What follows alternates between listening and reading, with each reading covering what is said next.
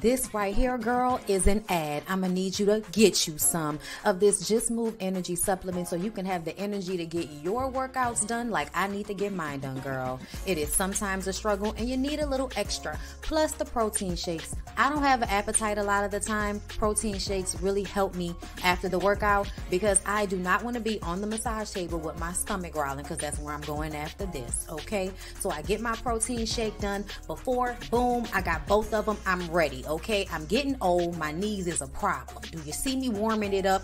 Do you see me trying to stretch it out? That's 35 pounds. I'm squatting 35 pounds. I'm proud. You can get those gloves and other workout gear from TeamLASHAE.com. The link is down below in the description box, girl. Yes. Girl, I have to give it to myself. You look good, girl. You look good. Juvie. I just had to put him in here because he's cute. I'm on my way to the spa, girl. Piece of serenity. My homegirl does not want to be seen, but she does the best massages. I go to her at least once a week for this muscle situation, girl. And she also gave me this massage cream with CBD in it that really helps with my aches and my pain. So get you some. All of this. Get you some. 15% off with my Relax Me Bondi code. Okay, girl? Get it. Come on in. Come on in. Come on in. Not come on in. Not come. Sorry, y'all. Y'all know I'm weird. Whatever. Hey, everybody. What's up? It's your girl, BondyBlue. So let's go ahead. Hey, everybody. What's up? It's your girl, BondyBlue. Okay, follow me on Instagram. And let's get into the video. Right? Hi, everybody. What's going on? I'm so glad that we can finally get this video to happen. Okay? If y'all do not know, I have had technical difficulties for the past 30 minutes. So, hi. I'm glad I'm here. Sorry I'm late. Hope everybody is having, a good day. Everybody's having a good Wednesday, hump day, as they like to call it or whatever. We're about to get into Ratchet reality, girl. We're saying goodbye to Black Ink Crew Chicago. I'm gonna go ahead and delete it out of the queue. It's gonna get deleted out of the queue, girl. It's time to say goodbye. Okay? And we've come to the end of the road. Still I can't let you go. It's unnatural. You belong to me. Look, I will rewatch you on Paramount. Okay, I will rewatch you on Paramount. All right. But I probably really won't. You know what? I might go back and watch some of those first few seasons of Black Ink Crew Chicago because those were really good. But I'm glad. I'm glad that we're cutting it. It's done. Treva came out, you know what I'm saying? And I don't know if y'all know, but once Treva comes out, it's not good. Whenever Treva's on camera, honey, it's not good. Okay? Normally it means it's gonna be it's gonna be over. It's gonna be over, okay? So let's just go ahead and run through it because it wasn't a lot. All right. So Drea and Kit talk about how her dad's family did not show up for her. It was really sad. It was really effed up. But it just goes to show some people don't need to be in your life, even if they are biologically your family. Like, it's for the best sometimes for them not to be in your immediate orbit.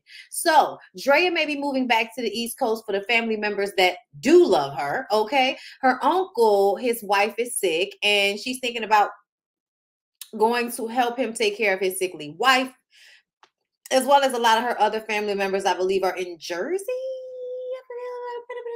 Maybe, I can't remember, but she wants to go back to New York. So y'all know what that means, right?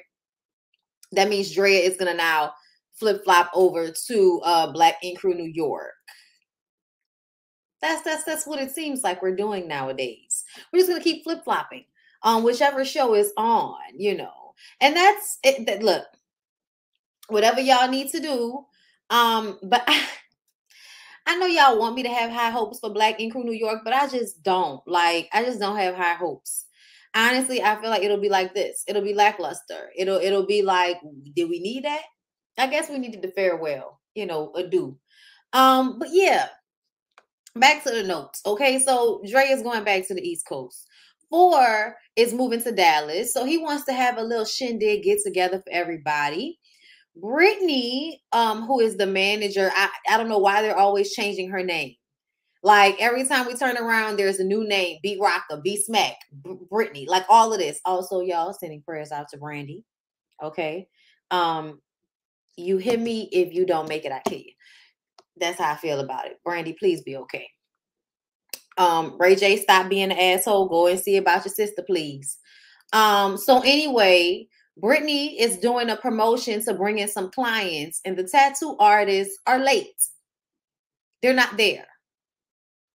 So what's going on here? What's going on? One of the artists named Jet, we don't know him, starts flipping out, screaming and hollering, taking his clothes off, standing on furniture, screaming at the cameras, because apparently he got called from the Botanical Gardens where he was getting his life so he can come over here and tattoo. Also find out that there weren't any people who tattoo. Jet starts going off on production because production asked them to turn music down. Is it Jen? No, Jet. I'm sorry. Jet is screaming, jumping on furniture, taking his t-shirt off. The artists don't feel appreciated. Treva comes out. Everyone decides they have to just talk to Ryan. Okay, because now we're having an upset between production and the actual tattoo artists who work at the shop on a regular basis. Okay, so they have to have a meeting and a sit down so we can understand why Jet is over there having a temper tantrum. And basically what we come to understand is that the artists feel like the show makes it harder for them to make money. The show makes it harder for people to be able to come and get tattooed by them. They have to get COVID tested. They have to, sign off on this paperwork to be on this show, on top of the fact that they're coming to get a tattoo. So it can steer people away, and there are artists there that feel like they're committed to 9mag and they would like to work in 9mag without all of this extra stuff with the show going on. And Ryan says, listen, first of all, we don't film every day, and y'all know that.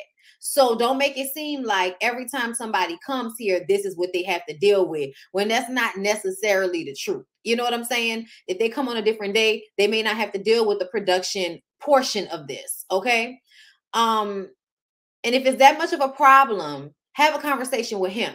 Don't wait until he's not there and have this blow up. Okay. He says, we're not even handling business on the back end. I got back rent, meaning that I owe. Okay. I owe because y'all are not paying, or y'all are not coming in when y'all are supposed to be here. So Ryan is feeling a way not only about, the production, because I feel like he's feeling a way about that as well, but also like his artists aren't doing what they are supposed to be doing. And I feel like that was their passive aggressive way of letting Ryan know they weren't happy instead of just saying something to him. But Ryan basically lets them know he can't do everything on his own. And a lot of them may know more than he does about running a business. So when it comes down to it, if you can help him, say something. But don't just sit there and don't say anything and then have a temper tantrum when he's not there with the cameras and all of this extra shit. Don't do all of that. But Ryan says Jet has been there since the beginning. So there's no reason for him to stop fucking with dude. I'm like, all right, fine, whatever. 4 has his little get together. Prince tells them he's opening his own space. It seemed as if everybody felt the way about that, but I'm like, y'all know that Prince is a flip-flopper. Y'all know he gonna move wherever is beneficial for him. And right now, in his mind, having a shop with his little brother is more beneficial, especially seeing as though Black Ink Crew Chicago is coming to an end.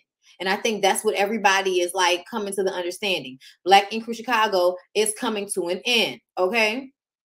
So now we got to figure out different shit to do. Kit, what are you going to do? But Drea says that she's also going back to the East Coast because her aunt actually did end up passing away. So she's going to go back to take care of her uncle. Ryan says that he needs to take a step back from the TV show. And basically we say goodbye to Black Ink Crew Chicago. That's the end. And I'm glad. Good for y'all, because y'all had a good run, but some things have to run their course. And I think what it was is that Ryan wasn't allowing for the story to happen. Whatever's going on in his personal life, he's not letting them follow that. So all they have is the mess at the shop. And he said it. He's like, this is not about a tattoo shop. Y'all mad we not showcasing y'all art, but that's not what this show is about. It's a lifestyle show. Okay? And when you're not showing your lifestyle, there's nothing for us to see. You know what I'm saying? So it was time for the show to be over as far as I am concerned. All right? His actions were justifiable. I honestly feel like who are we talking about? Because if we're talking about Jet, I feel like no, I don't think his actions were justifiable because you didn't need to make everybody, feel away. But if you're talking about Ryan, I feel like Ryan doesn't need to be on the show at all. I think Ryan needs to just do his tattoo thing and, be that guy. But I don't think he needs to be on a reality TV show if he doesn't want to share. You know what I'm saying? Like it is what it is. But anyway, y'all, that's it. That's all. There wasn't really much else that happened. It's been a good long run.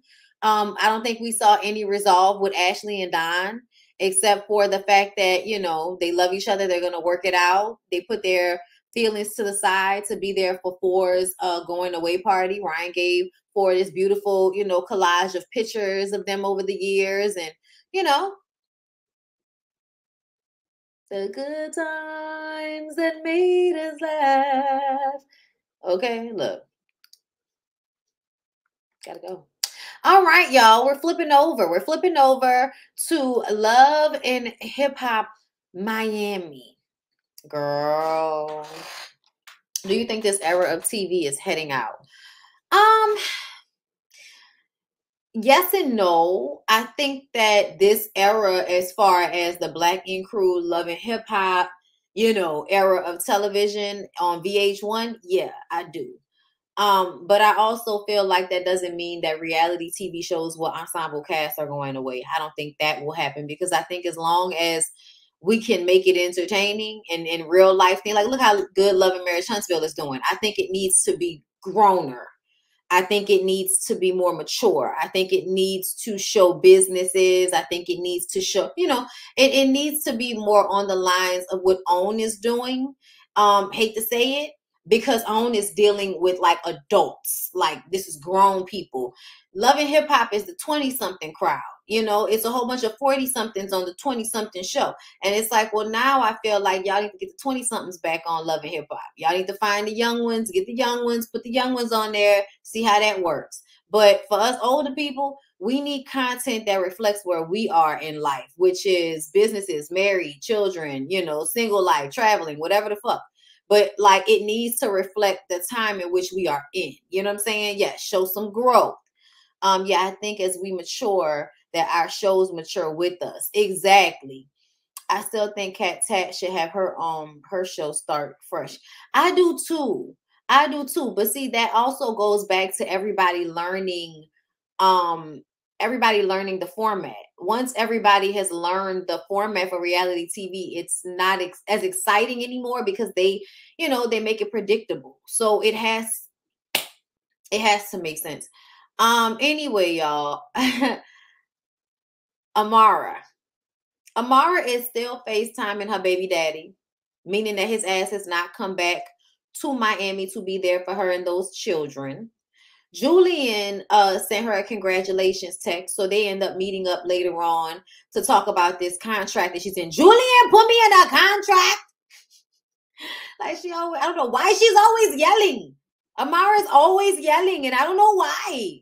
But she's talking about this contract with Julian where he's getting money off of her for the rest of her life, whether he helps or not, and she just doesn't understand, And he feels like he got her this far. So why should he negotiate a contract where he's making more money based off how much money he got her? So I understand his viewpoint, but if you're no longer her manager, I don't think you should continue to get money off of everything she does. Like, I don't know what's going on there. Where's the time limit, bitch? Like, you need to get you a good lawyer. You know what I'm saying? Like, it don't need to be no more conversations with Julian. It needs to be some conversations with some lawyers, okay? Amara is trying to close this chapter of her life, and that includes Shay, okay? Julian says that Shay, Amara, and JoJo used to be real tight back in the day, and Amara was like, listen, don't act like we were the Three Musketeers, okay? We were friends, okay? Yeah, right. We were friends, okay? Like, all right, bitch. Why are you yelling at us, okay? But he feels like they need to talk. Like Shay and Amara need to talk. It don't need to be nothing, with him. So Shay's mom is helping her with the baby. And honestly, I wish that Shay would get somebody else to help her with the baby, because I almost feel like her mom is going to poison the relationship she has with her baby. Her mom is already creating this competitive thing between Shay and the baby. It's not about you, it's about the baby. Don't nobody care about how you feel. It's about the baby. Yeah, I'll just take the baby. You didn't want your daughter, but you want to take her baby. And now that you're helping her take care of the baby, she's in pain. She had a C-section. You can't show her any type of empathy or sympathy at all. And Shay just, lets it go in one ear and out the other, and continues to try to have this conversation with her mom when she's talking about how she feels like it brought her closer.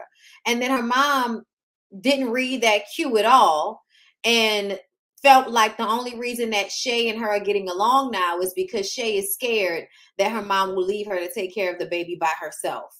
And I'm like, Shay, you seem to have enough money to get somebody to come and help you. I wish you would do that instead of depending on your mother. I really wish you would, because I don't like it. I don't like it at all. I think she is absolutely creating a tumultuous relationship between you and your baby by making you feel like, she's favoring your baby over you, which is so fucking weird. And why can't you show your daughter any affection or empathy in a moment where she's in a lot of pain, talking about it's not about her? It is about her.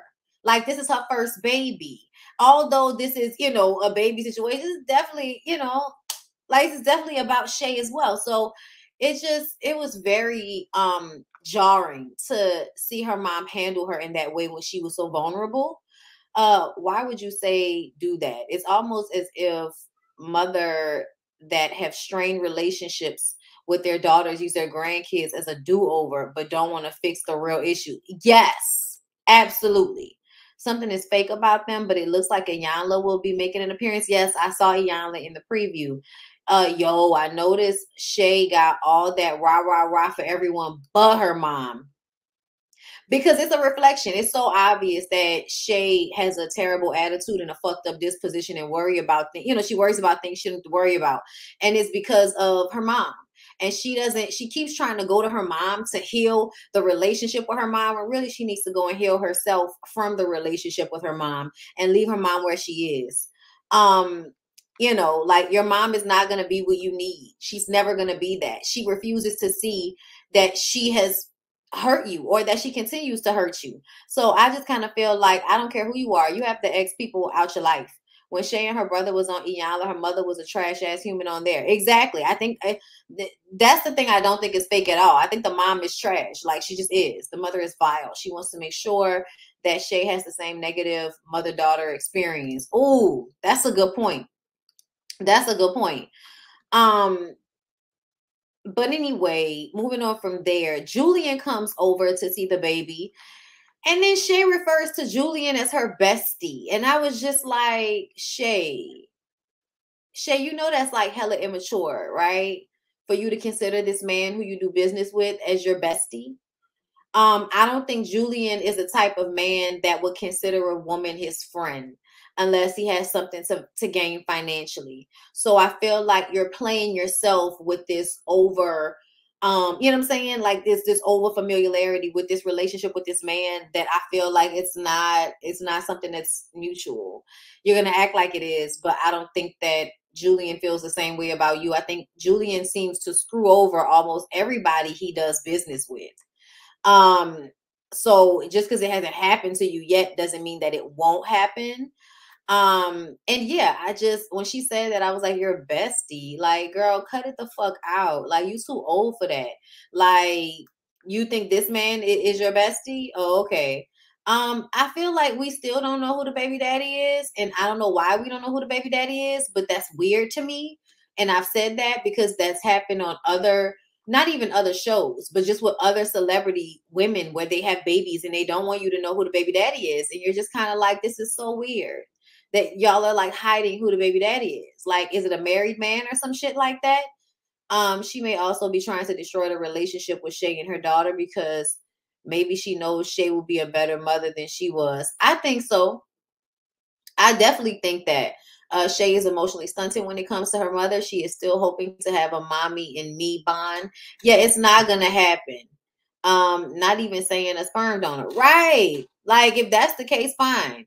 Like Erica, Scrappy BM. I feel like, haven't we seen him like at some point? But yeah, that's another example. Did y'all see Shay and Bambi back and forth on a comment? Yes, I did. And I was going to bring that up at some point. But just not yet. But anyway, so I mean, honestly, I can just say it right now. Shay is mad because Bambi emphasized that she was a side chick. You were.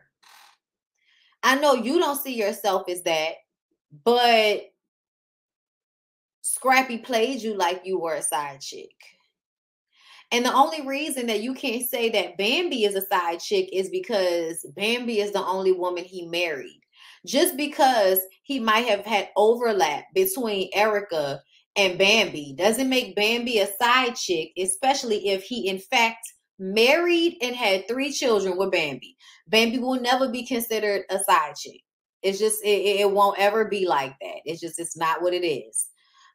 He's a Muslim dude. He was at the baby shower. It's posted on TikTok. Okay. No, I don't think it was a sperm donor. I think that it was somebody she actually got pregnant by. Yeah, Shay, it makes you a side chick a little because it's just the way he played you. It wasn't your role. But honestly, when you were laughing about him and Erica, it seemed as if you did know he was still in a relationship. So you knew that you were a slide. Like, you knew you were a slide, but you thought your friendship with him would gain more, it would gain more depth and gravity. And it didn't, because usually when dudes put you in a friend position, or when they put you in that side chick role, that's what they want you to be. And that's where they see you. They don't see you beyond that. And that's not your fault. That's their fault. But it is what it is. Her going off about that, it was just like, Shay, you are always looking for an opportunity to buck. And I wish you would stop, especially if you don't want us to call you Bucky anymore.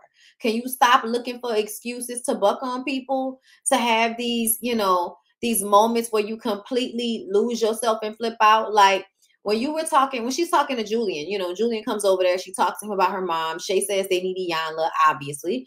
Julian tells her about what happened with Amara, which I felt like was messy as fuck, but we're here to do a job, so that's fine. Bambi is a side chick too. Stop with all the he married her, had babies, blah, blah, blah.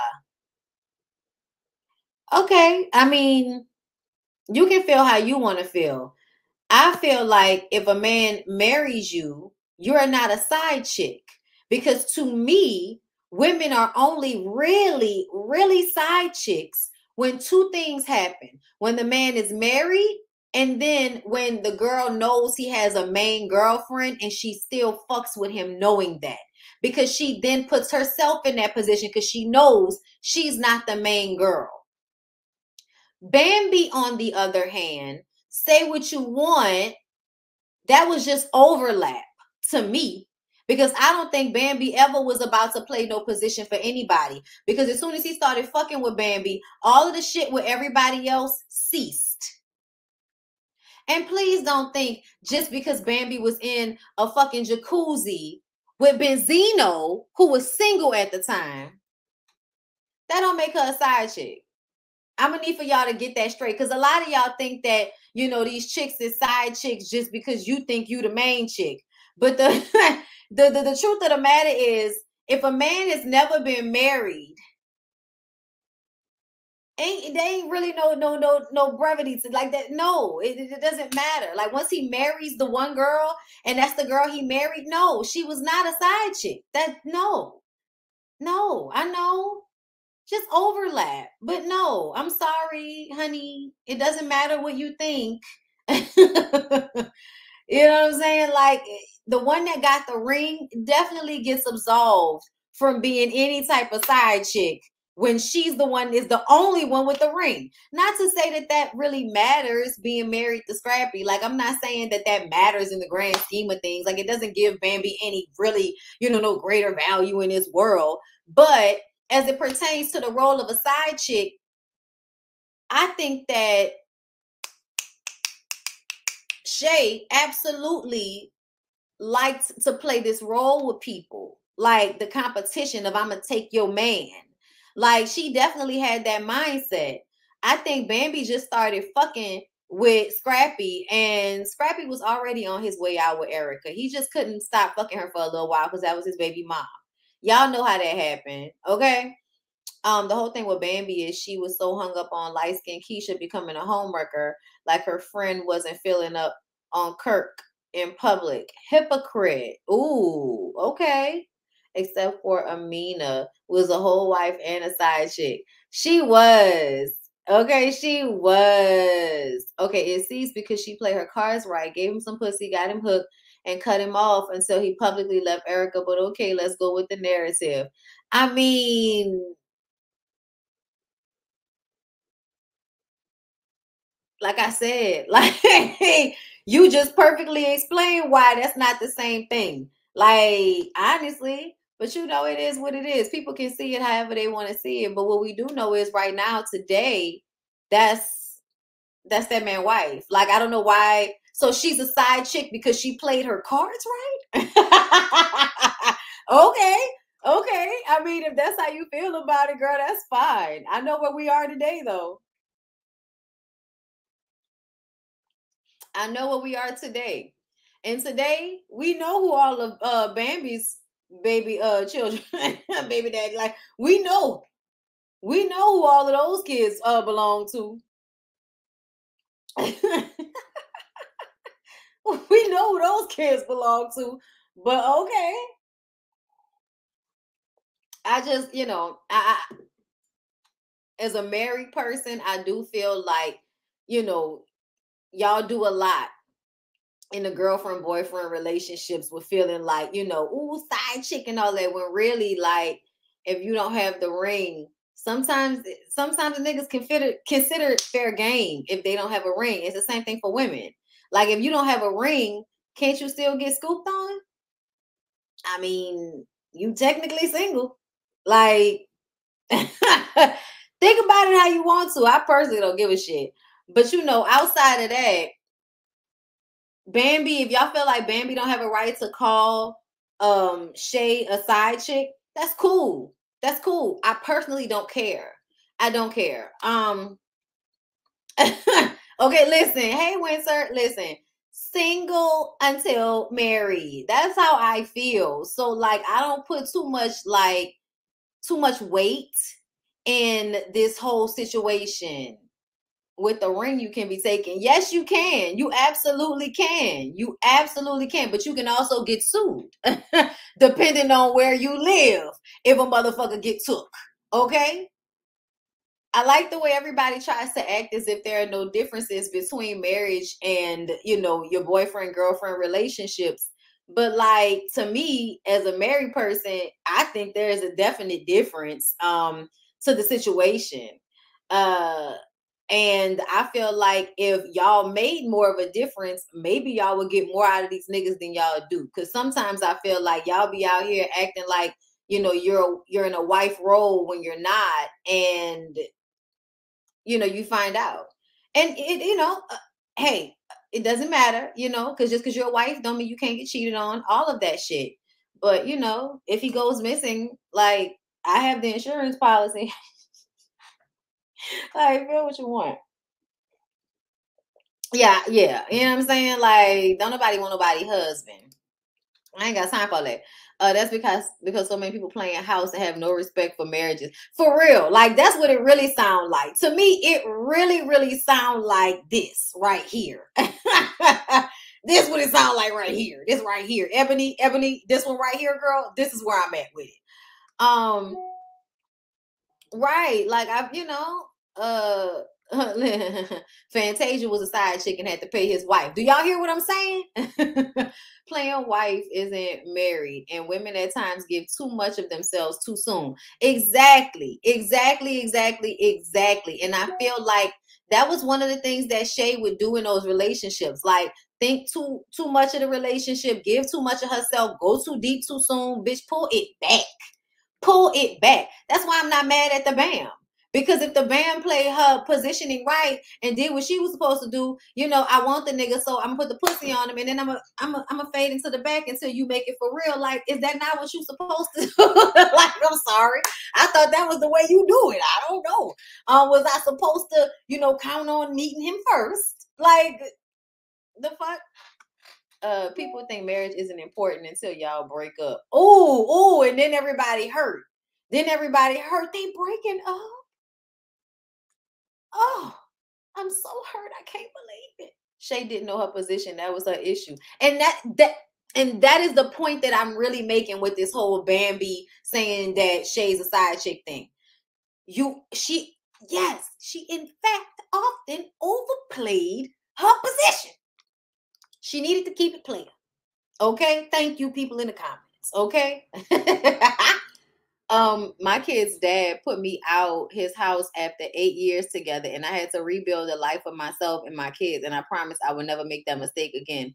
I now own my own house. Girl, you better own your own shit. Learning lessons. You know what I'm saying? Oprah told us everything that you got going on, good or bad, is for your overall benefit. Believe that, okay? The BAM values herself a little more. That's it. That's all. Kendra, you're on it today, girl. You're on it today. This is the truth, okay? People like to say marriage is a piece of paper until that man or woman dies and you have no rights to nothing they got, because that piece of paper you ignored is no longer your ticket to a better life. Oh, listen, with that being said,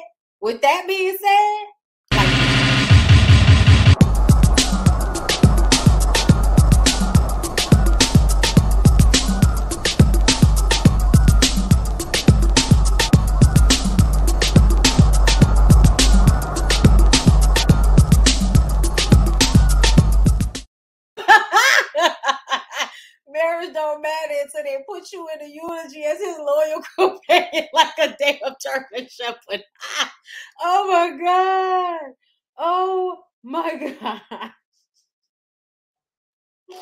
I'm sorry, y'all. That's fucking funny. That is fucking funny. I'm sorry. Shay thinks if I put all the cards on the table, then he'll want me. And that's no, you can't ever put all your cards on the table. Fuck, I wouldn't put all my cards on the table. Even in marriage, I feel like you gotta, there's some things you have to like reserve and divvy out. You know what I'm saying? Like, I mean, because I feel like if you give anybody everything all at once, they're gonna get tired too quick. You know what I'm saying? That's too much all at one time. Nah, bitch, you gotta give a little bit and then take a little bit back and then give. You know what I'm saying? Not special friend. Look, in the eulogy as Uncle Charlie's special friend. Okay, listen. Don't blame Mr. Charlie. Mr. Charlie is just a man, and he's doing the best he can. That's why I feel good like I do. Oh, the pain, though you still do me like you do. I know that you know it's true. After all I've been through, I should be through with love. But there's a God up above that keeps saying, better try. Don't give up, you know why. The sun is gonna shine, 'cause you are mine, oh my. You just keep doing your best, and I will do the rest. 'Cause I love you better like I do. Ha! Okay. That's why I still love you like I do. Through the pain, bitch. That's what y'all want, huh? Y'all want a bitch to be out here sticking through the pain. Okay? Through the pain. Anyway, I'm sorry, y'all. We all over the place today. But Shay, yeah, Shay mad. She want to talk to Amara. Amara downplayed the situation with her brother because she made the biggest Trent move. And y'all, I'm just going to go ahead and tell y'all right now, like in 2022, moving forward, I would appreciate it if all women could really stop worrying about other women's coochies, especially if that coochie ain't got nothing to do with your coochie. Meaning that if y'all don't have a go-between, if y'all don't have a dick between you, then I feel like you don't need to worry about nobody else's coochie. Okay? I want y'all to stop doing that. I really, really do, because I feel like it's very male identified and misogynistic for you to think that throwing out there that somebody is a tramp is supposed to devalue them. And then what? What do you want to happen to Amara because she was with your brother, met somebody else, left your brother, and then went and got with that person? What do you want to happen? What do you want to happen? You want her to apologize for leaving your brother, for downplaying relationships? Like, word?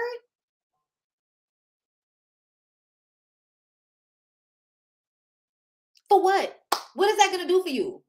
What is that going to do for you, Shay? That's weird as fuck.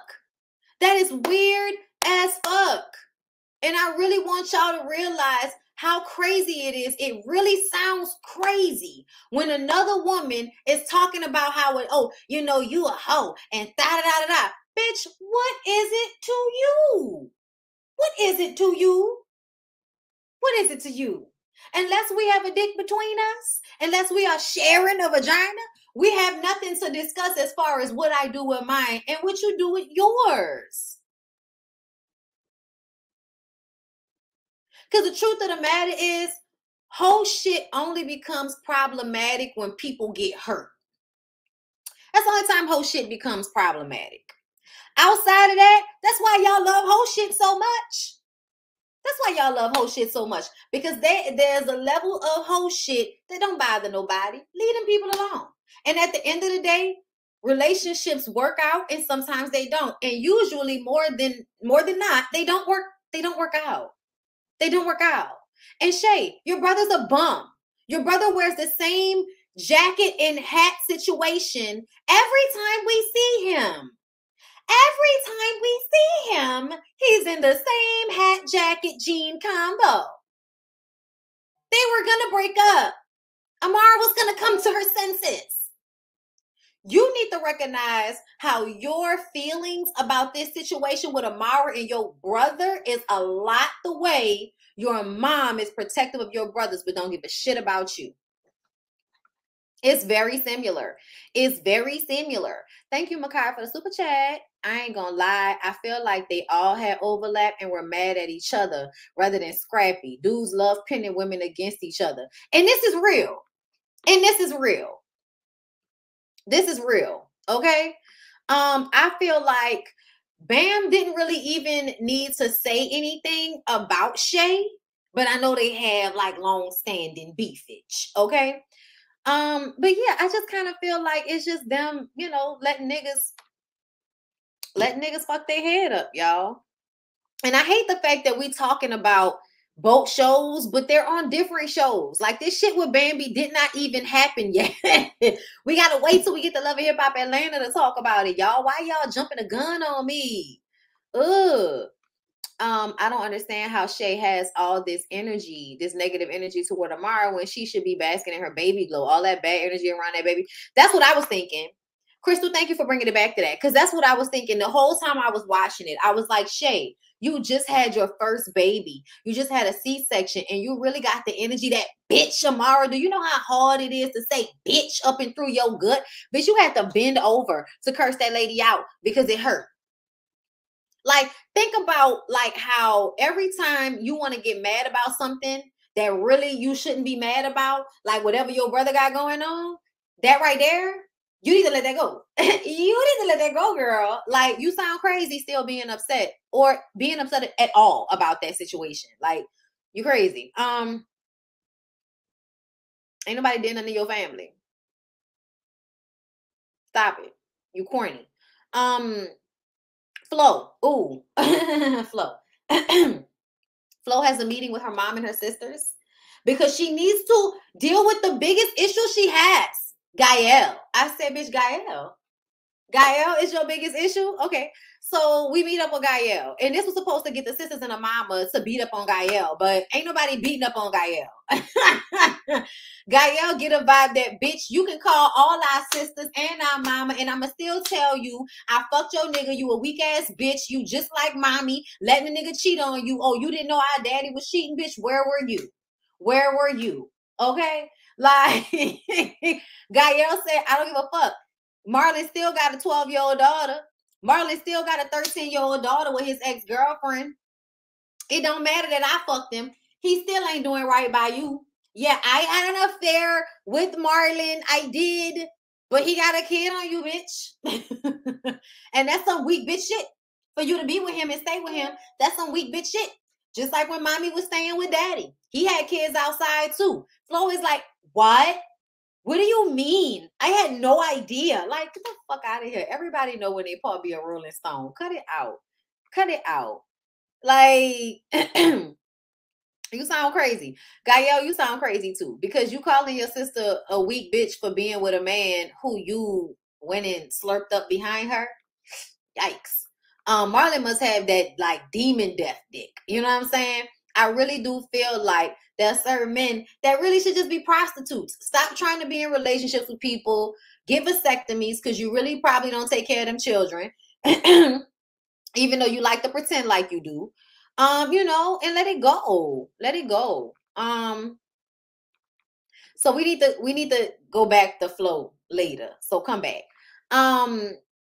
We need to move on to Suki.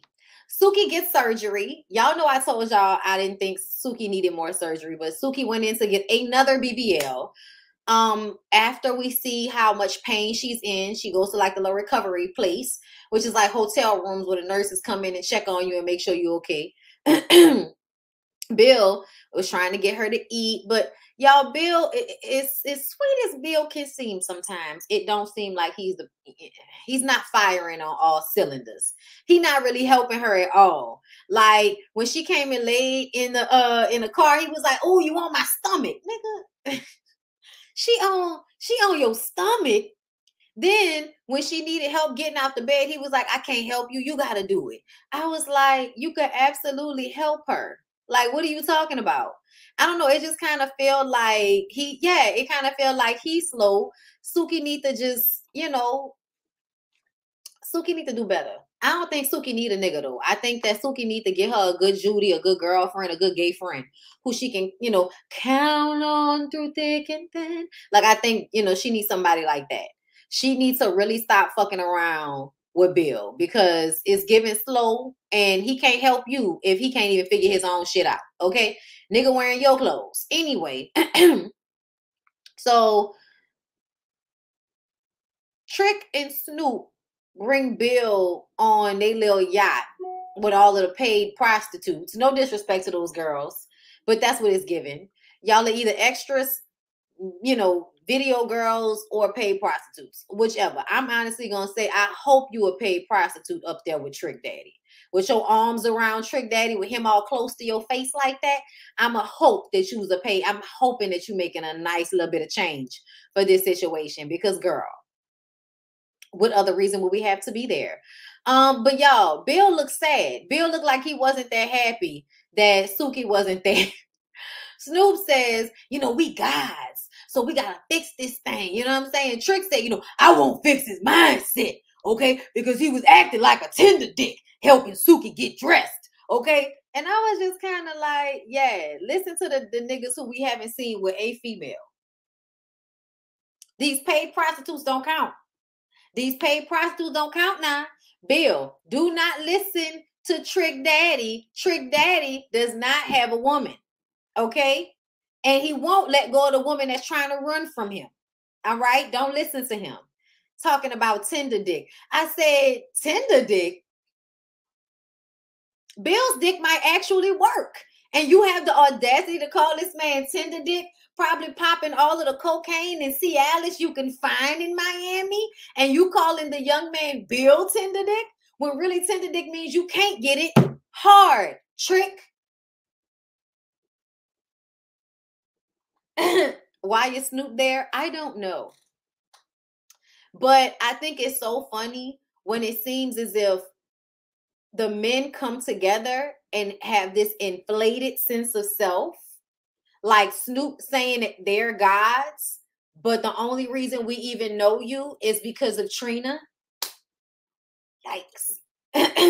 Even Trick, y'all. Like, don't get me wrong. In 99, all the way up to maybe like 2006, Trick Daddy was absolutely like a bomb ass, considered a bomb ass Southern rapper. Fine. But Trick is not nearly as legendary as Trina is. I'm just saying, like, in the sector of female rap, Trina is of a handful of women that have reached the heights that she did. Handful. Trick is amongst like what, 100 other rappers that came out over a 4 to 5 year period and had 3 hits that made it to the Billboard, and we remember the words to now.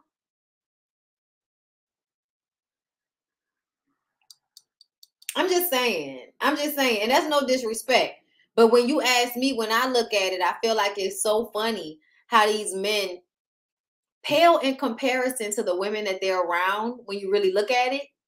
But they come together to buck each other up to make it seem as if they're better than the women they're around. If they ask for Trina and not him, baby, oh yeah, Trina got an achievement award before him. That says something. Because like what she did was an achievement. All that nigga did was like do what a lot of other niggas do. Rap about drug shit over beats. It's a whole nother thing to remain relevant over the years and in a music way. Like when the last time Trick had a hit?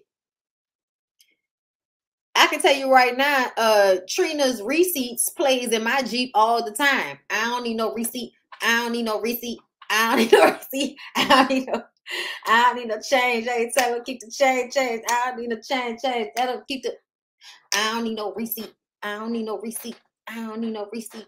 Look, I love it. The girl can definitely come back, hop on a track, and do her thing, like, just as good as any of the young girls. So I'm, like I said, I think it's crazy to see these niggas link up to act like they so much better than the women whose backs they ride off of. Like, ooh, Lord. But let's continue on, child. It be your own brother sometimes.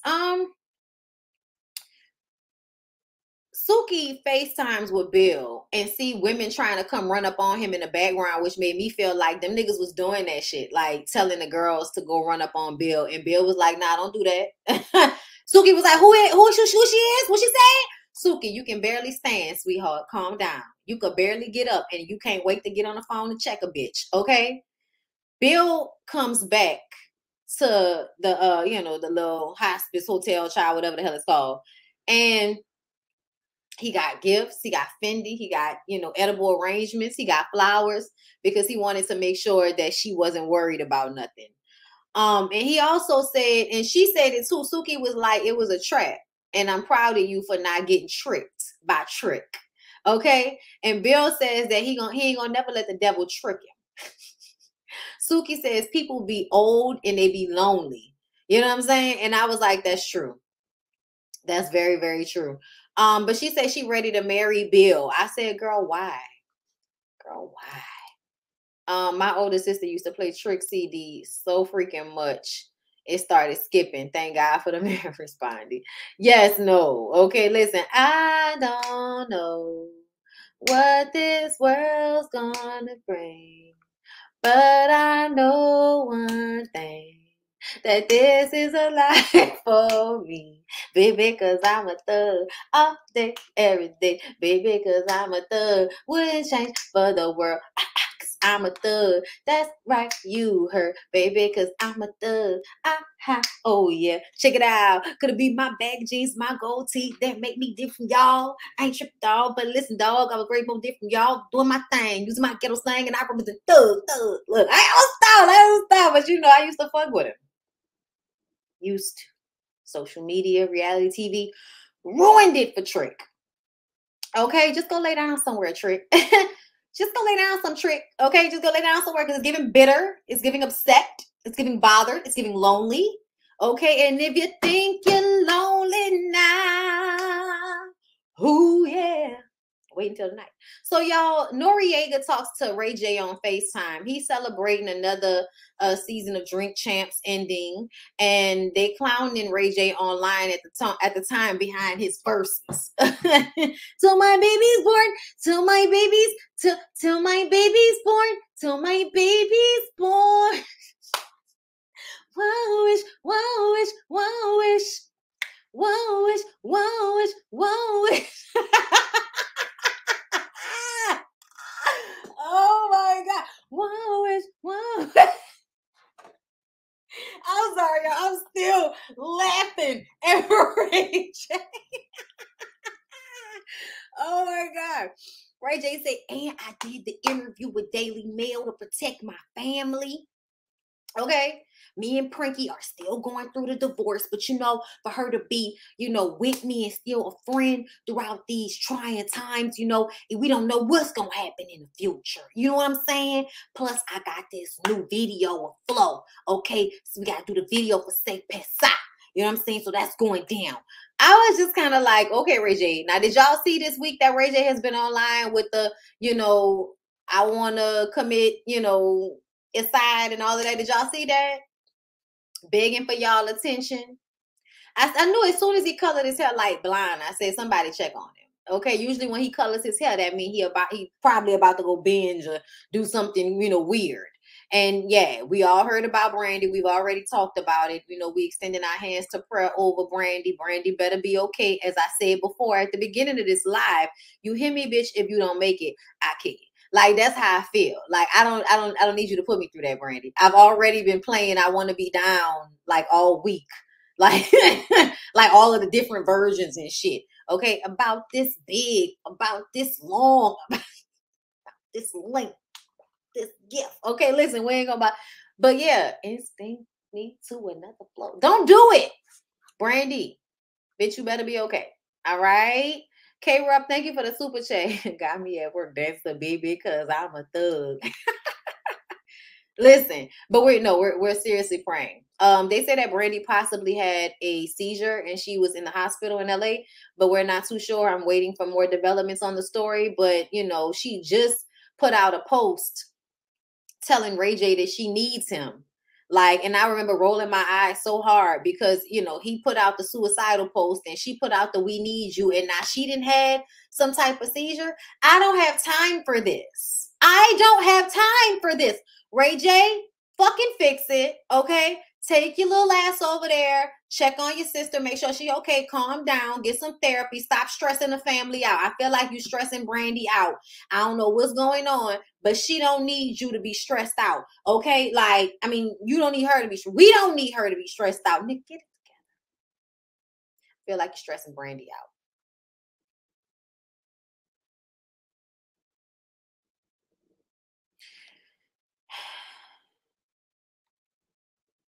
Please don't play with me like this, okay? Like, I'm telling y'all right now, like, y'all know, little girl born in 88, grew up on Brandy.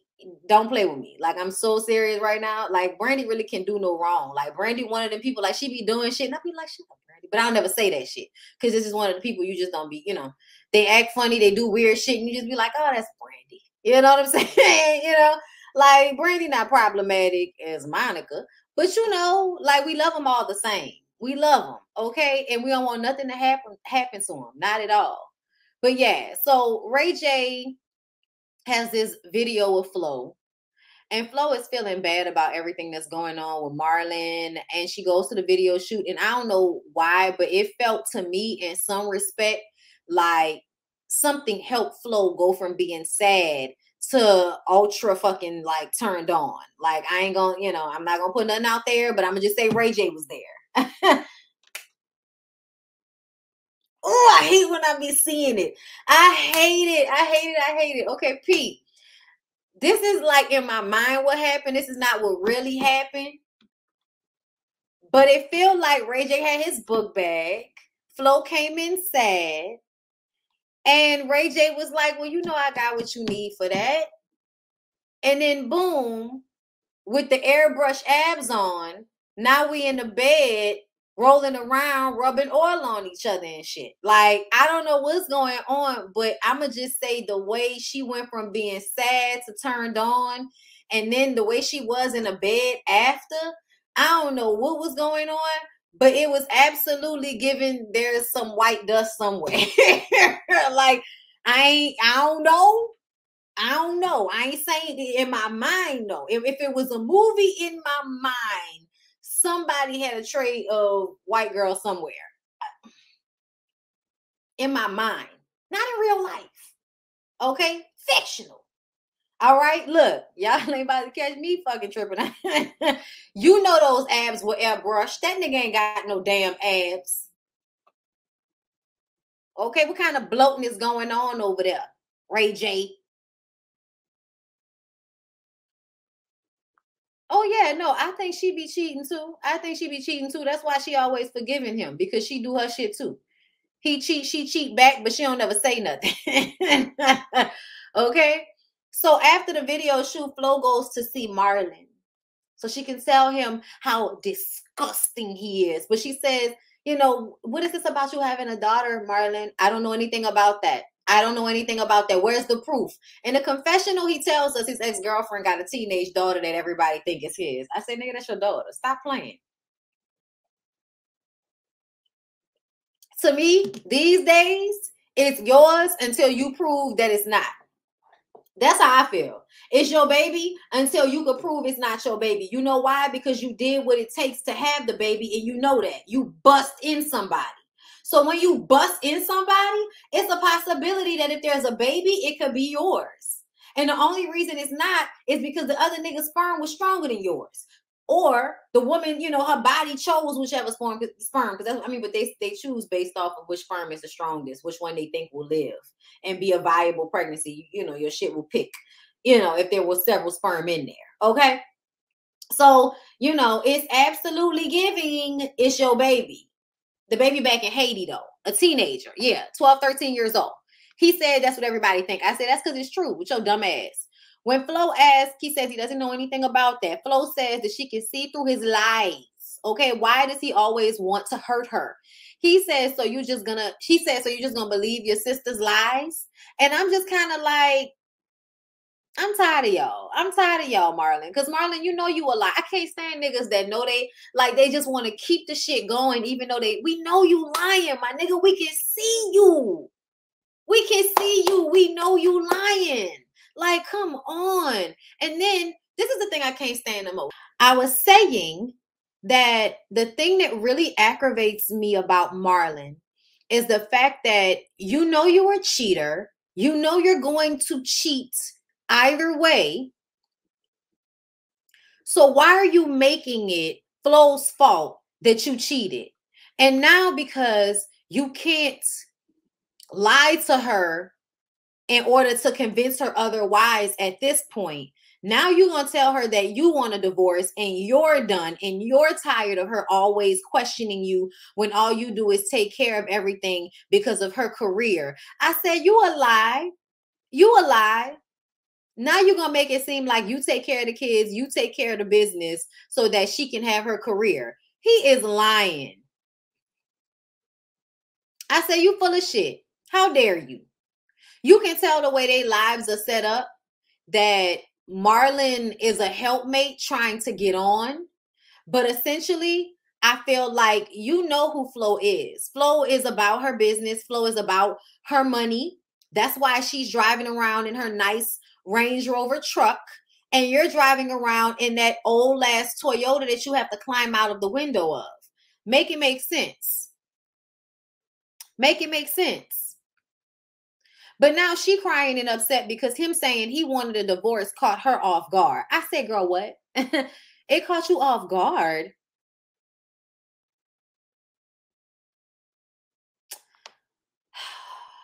Girl, you need to let that nigga go. You need to let that nigga go. You need to let it go. Let it go, let it flow, let it go. Flow, you need to let it go. Just let it go, baby. Okay, listen. Don't nobody want no broke hearts. Don't nobody want no two-time loser. Oh, now. Ain't nobody gonna love you like you are. If you take whatever it brings your way. Oh, no, no, no. Okay, listen, any excuse to sing real deep like Tony Braxton. Thank you, Livy Sweet, for the super chat. I've given up on Love and Hip Hop and these fake storylines, but thanks for suffering through it for us. Listen, honestly, sometimes it's not that bad. Thank y'all for sticking around through all of these technical difficulties. Can y'all please like the video as we move on to Love and Hip Hop Atlanta?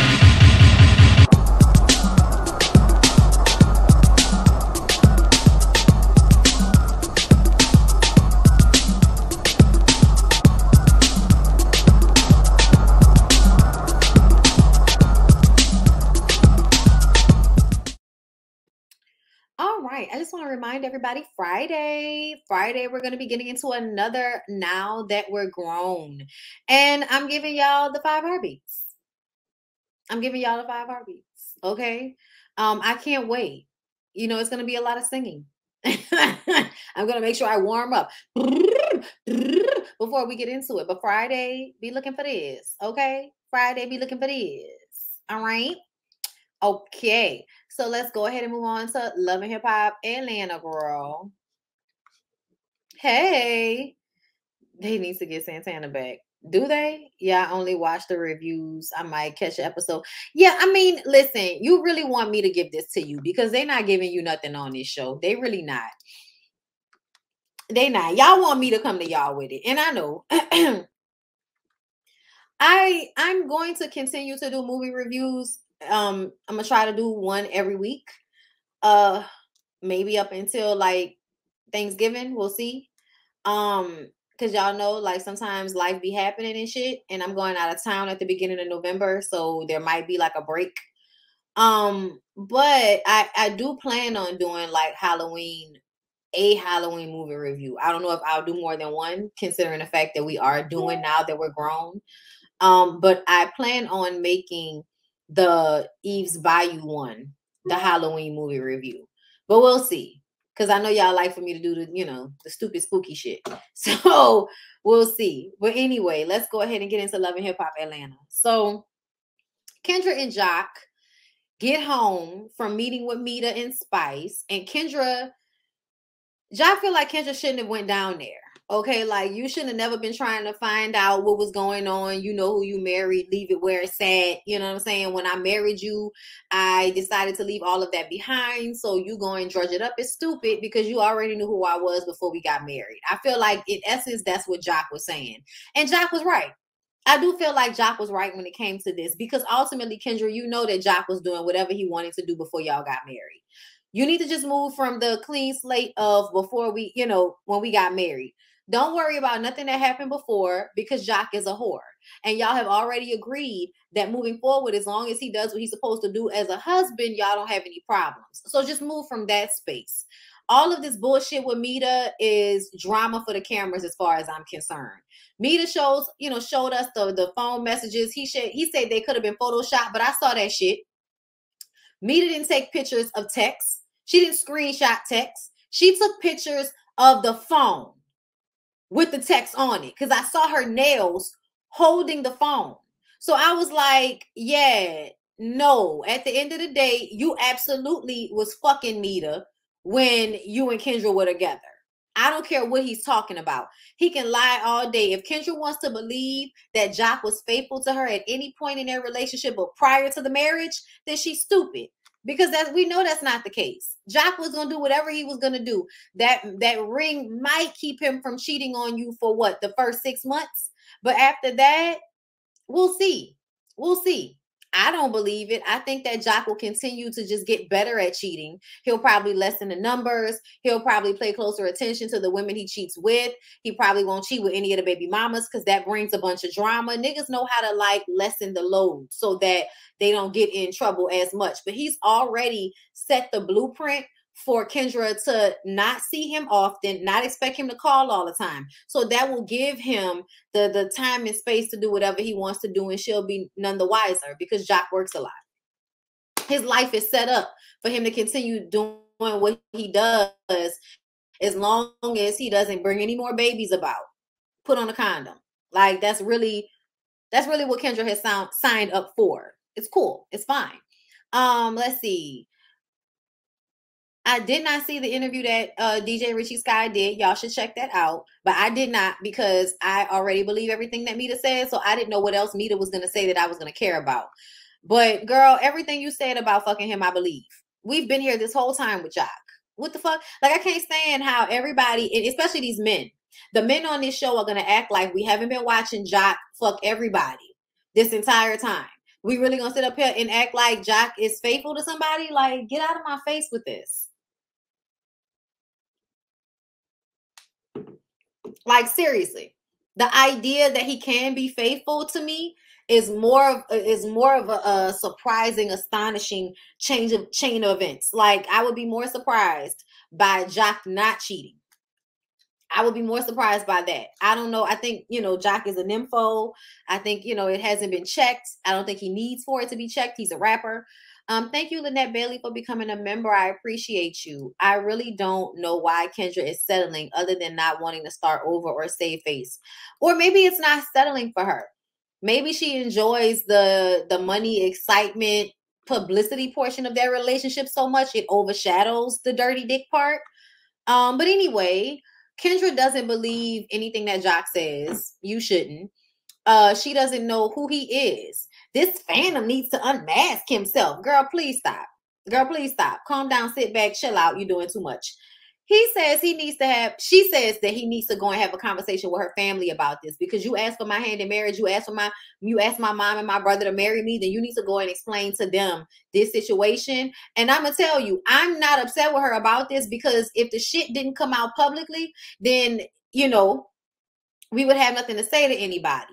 But now it's come out publicly. And why should I have to go sit and embarrassingly explain to my people why my brand new husband has a fucking baby out there that I knew about and I still married him? Like, she shouldn't really, honestly, she should have to explain that, because you made the decision to do it. But I also feel like, no, this nigga can explain it, because he's the one that made the mistake of getting the girl pregnant in the first place, knowing he was still engaged, break or not, to Kendra.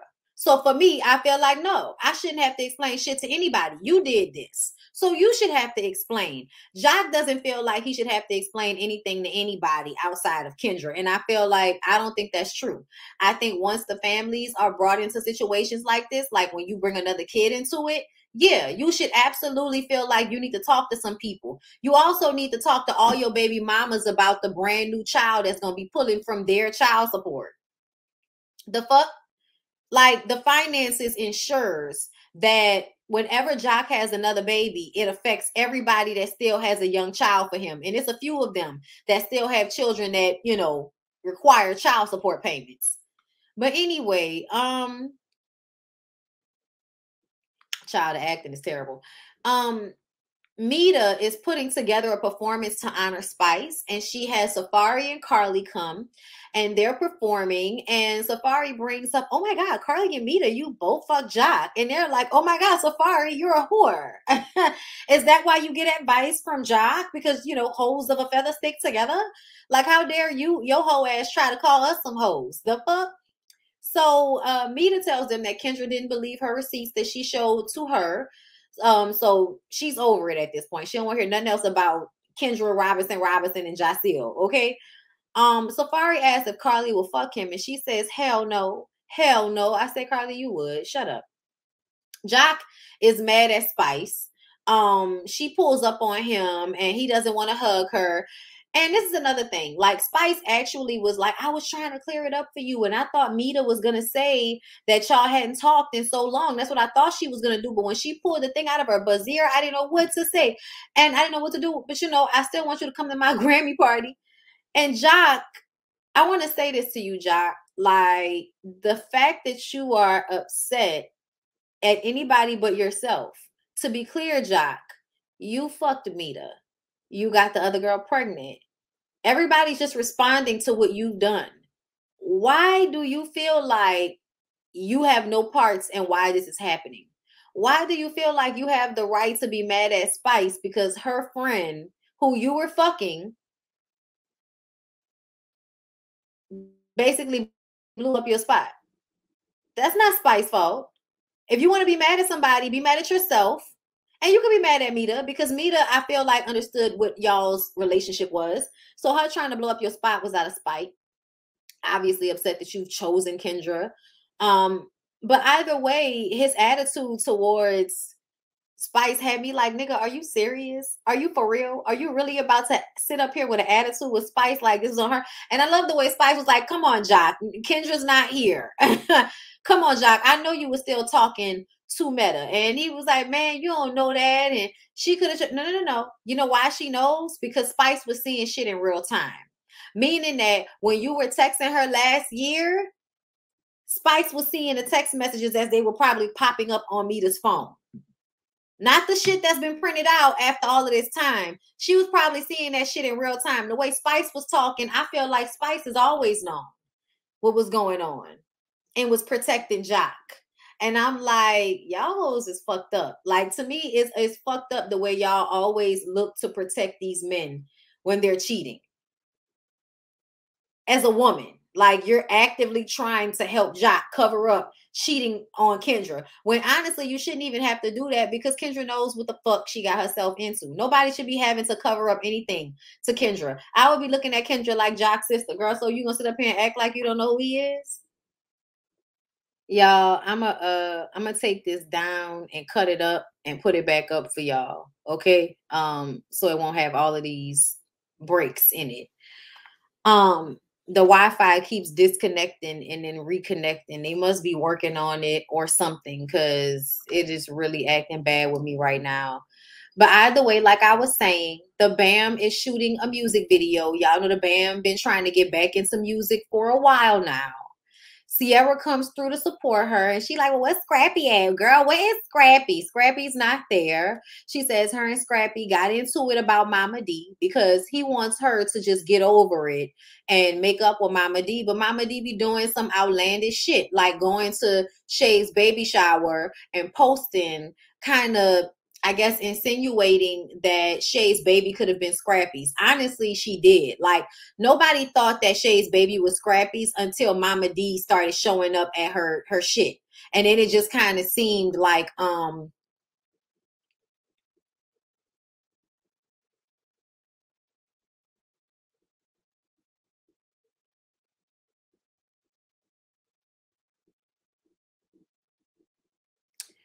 anyway, as I was saying,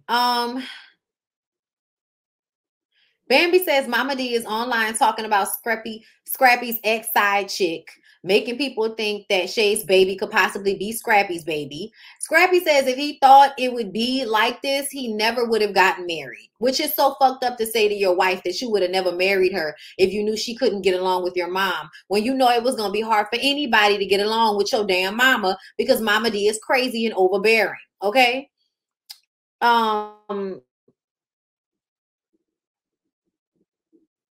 Eric has moved out of Sierra's place and she's been able to focus and she want to spend more time with her girl. So they're going to do this girl's trip to Vegas. I guess that'll be like next episode or whatever.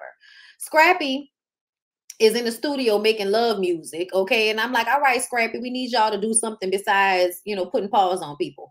Scrappy tells Kirk about Bambi always questioning him being faithful. It's like, when you're with me at my shows, you see what's going on. Why do you think when you're not there, I'm doing something different? Because you niggas do shit when your girl ain't there. What are you talking about? Like, duh. I like the way Kirk was like, so are you mad at her because you're not trustworthy? Like, like Kirk was like, this is the, you know, the moniker that a lot of rappers get. You know what I mean? Anyway, Scrappy brings up how Bam needs help. So if you need so much help, why don't you let Mama D help? And Kirk was like, listen, Mama D was online insinuating that Shay's baby was yours. That was wrong.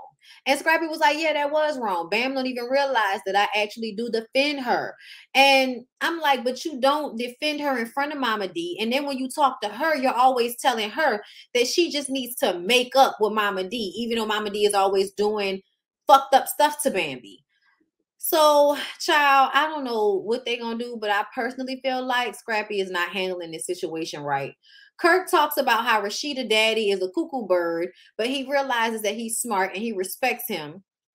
And marriage is fucking work. You know, and Scrappy was like, child, you might as well put me in a cement and go and let me suffocate and die. I said, if you feel like that about marriage, Scrappy, you need to just go ahead and leave Bambi. If you feel like that about it. But Kirk talking about Rashida's daddy, I just kind of feel like, Kirk, you see yourself in him. And a lot of you niggas give other niggas grace because you see yourself in them. And that's what's going on with you and Rashida's daddy. It's not because you some great person, because you've done fucked up shit in this marriage to Rashida. The only time you want to actually show some grace and not act like an asshole is when it comes to her daddy. It's because y'all respect men and penis over everything. Even your own wives.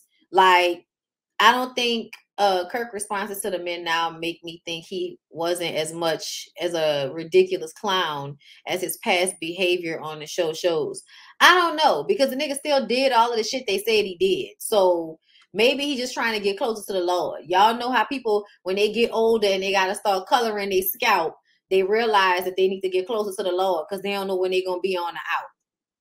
I guess Kirk has realized he's the old nigga down to the lounge now. And, you know, it's not cute to be getting the young waitresses to come and suck on your, you know. So maybe he need to get right with Rashida and do what he's supposed to do before, you know, he pass. You know what I'm saying? Like, it's time for Kirk to stop acting like a fucking 35-year-old. Like, honestly, because that's what he was doing. Like, you know, your 30-year-olds are your ones that want to be married and then cheat and justify the shit. But anyway, Mita throws Spice a Grammy party. Carly tells them about the Vegas trip. I'm like, okay, Carly, whatever.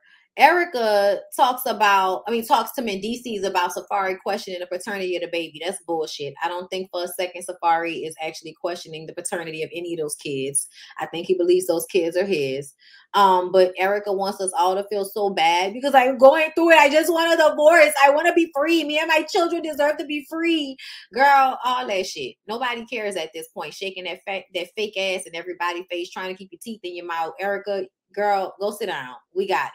Mama D and Scrappy talk about how she's constantly overstepping boundaries. She's a habitual line stepper. Okay. Bam. Apparently Scrappy feels like Bambi is a lot like Mama D. Mama D says, no, the difference between she and I is that when I was beefed out with your grandparents, I still dropped your ass off to them. And I feel like you had one kid to drop off. Like, from what I recall, the daughter got a different daddy. I'm not sure, but it felt like you had one kid to drop off. Bambi got 3 kids under the age of 6, I believe. So I just kind of feel like, Mama D, you can go over there. You can go pick the kids up sometimes. You could also stop getting online and making issues where there shouldn't be any, Mama D. Like, you was wrong for that shit with Shay, and you knew it. Like, please stop. Scrappy feel like Mama D and Bambi just gonna have to handle it. I'm like, of course, that's what you niggas do. Y'all create issues between your mama and your girl or your wife, and then won't back out of it like, you know, I ain't got no pause. Mama D says she doesn't even answer when I call. And Scrappy says, because you always want to call her after you done some shit. Bambi talks to the ladies about it, and they are shocked that Scrappy said he wouldn't have gotten married if he knew it was going to be like this. That's fucked up to them. Child, I'm not surprised. I feel like every time we see young Merlot, he is trying to run out that marriage, but don't want nobody raising his kids. Kendra and Jock get there, and Carly goes over to talk to Kendra. And Kendra says, you know, Carly, I saw that you had texted me and everything, and I never got a chance to get back to you. But, you know, I was feeling a way about a lot of the things that happened. I heard you popped out his cake, and Carly was like, listen, I came out the box. It was a box. And Kendra was like, you know, if he would have knew about it, you know, if he would have co-signed that, then I would have had an issue. It would have been a violation. And Carly was like, girl, he absolutely knew. I don't know what you think, but he knew. And Carly was like, listen, at the end of the day, Kendra, you grown. you're a grown ass woman, and I just feel bad. And it was messy as fuck of Carly, but at the same time, the way Kendra has been going around trying to play private eye over the nigga you live with amongst all of the bitches he did already fucked. Yeah, it's absolutely giving Kendra, girl, all right, you grown and we feel sorry for you, but do you, girl? I don't feel bad for her because I feel like you are grown. So you know what you're getting into. Anyway, Jock, you know, moves past Carly because he don't like what's being said here about him. So, you know. They do the performances. Safari bangs the piss out of Mita on the stage. Spice has been through a lot over the years. She's a single mother. She's had issues with her record company. So now to come to this highlight of her career of being Grammy nominated, it's a huge moment for her. And y'all, shout out to Spice because it is a huge accomplishment that she has made at this point. And I love the fact that they're allowing her to like kind of, you know, live in how happy she is and how proud she is of herself and how everybody else is proud of her too. Everybody felt the way about Safari and Meta being on stage together. I thought it was hilarious. Shekinah gets on the microphone again. And like Spice said, bitch, you need to go grab some dick. Get off my microphone. Stop grabbing my microphone. Go grab some dick because you're working on everybody's nerves. She pulls out these papers. She said, I was over there by Erica's house and I saw these divorce papers on the counter, so I put them in my purse. So now she wants Safari to sign divorce papers right here in front of everybody. So eventually, after he finished laughing her ass off and screaming about why you want to do this to me, he signs hell yes on the paper. She hands it to Erica. Erica, am I finally free? Stop playing with my life. Girl, go to hell. Y'all divorced now. I don't even have time for this shit. I really want Shekinah to get some business. Shekinah, you ain't got no girlfriend, no boyfriend, nobody? No therapy sessions? Y'all need to redo all of this because it's a whole bunch of nothing going on Love and Hip Hop Atlanta. A whole bunch of nothing. Thank you, Spice. Okay? Because if it wasn't for you, I don't think we would have shit going on this season. Meta is the issue with Kendra and Jock. Spice has her Grammy situation going on. She got all the events that they meeting up at. Shout out to Spice because she making this whole season. If it wasn't for her, y'all wouldn't have a motherfucking thing going on. And with that being said, girl, I am done. Okay, he should set boundaries with his mom, especially if he wants peace in his home. He act like that's not something he can accomplish. This is why she wasn't invited to the nuptials, right? Spice is a good artist. Grandma or not, you disrespect me, you don't get to see the kids, period. Because how I know you won't be disrespectful about me to the kids? And that's on God. Or a vibrator. Child, for real. Even the whole Meta thing is not produced well. It's all stupid. Or a vibrator. Get a dick or a vibrator or a girlfriend or a boyfriend. Girl, find something. Get something. Okay? Something to help you, girl. But anyway, y'all, I'm about to get out of here because vocally I am tired and I have got to cut up this live since we had so many issues and I want to get off of here before the internet goes out again. Anyway, I love y'all. I appreciate y'all for sticking with me throughout this very tumultuous live. And I'm going to take it down and put it back up. So y'all have a good rest of y'all day. Don't forget, Ooh Ladies First panel is tomorrow on my channel. So I will see you guys there. And we are doing the 5 Heartbeats on Friday for Now That We're Grown. All right. So y'all have a good rest of y'all day. I love y'all. See y'all later.